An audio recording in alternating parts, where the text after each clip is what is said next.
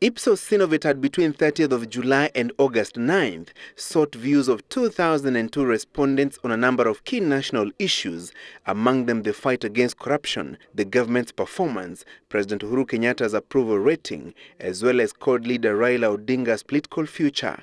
The government has recently been on the spot, with questions being raised on its ability and seriousness in the fight against mega corruption. Most of those polled say they were aware of major corruption scams, among them the current land-grabbing saga, issues of impropriety raised in the National Youth Service, and questions raised on the police recruitment process. Other scandals that have captured the attention of many Kenyans include land issues in the Coast region, the questionable purchase of biometric voter registration kits better known as the Chicken Gate scam, and the procurement process in hiring a private jet for Deputy President William Ruto that was being probed by the Public Accounts Committee. The poll outcome shows that a majority of those surveyed mentioned particular individuals who they believe were mentioned in relation to corruption scandals. Half of those polled mentioned suspended Lands Cabinet Secretary Charity Ngilu, with at least 30% naming Deputy President William Ruto. Devolution and National Planning Cabinet Secretary Ngilu was mentioned by 28% of those polled, particularly on the National Youth Service scam that is being investigated by the Criminal Investigations Department. Nairobi Governor Dr. Evans Kidero was also mentioned by at least 7% of those polled. Suspended Transport and Infrastructure Cabinet Secretary Michael Kamau, Wiper Movement leader Kalonzo Musyoka, President Kenyatta and Opposition Chief Raila Odinga were also mentioned by those polled.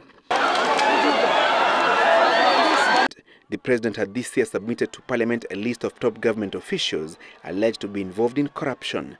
A majority of those polled say they believe the president was sincere in the fight against corruption, with 30% responding negatively. 53% of the respondents said Kenyatta's fight against corruption was likely to bear fruit, with 46% registering no faith in the ongoing graft purge. On the president's general performance in the last 3 months, 75% of the respondents gave him a thumbs up, while 20% were not convinced that he was steering the country in the right direction. With less than 2 years before Kenyans returned to the polls, the IPSOS Survey poll also focused on CORD leader Raila Odinga's political future. 37% of the respondents said Odinga's time politically was over and that he should exit the stage. 31% held the view that the former Prime Minister should stay on and contest in the 2017 poll. 27% of those polled said Odinga should remain in the political scene, but as a father figure in CORD, and should not be on the 2017 ballot paper. A majority of those polls said the country was moving in the right direction, while 37% were of the contrary opinion. Francis Gashuri, Citizen Business Center.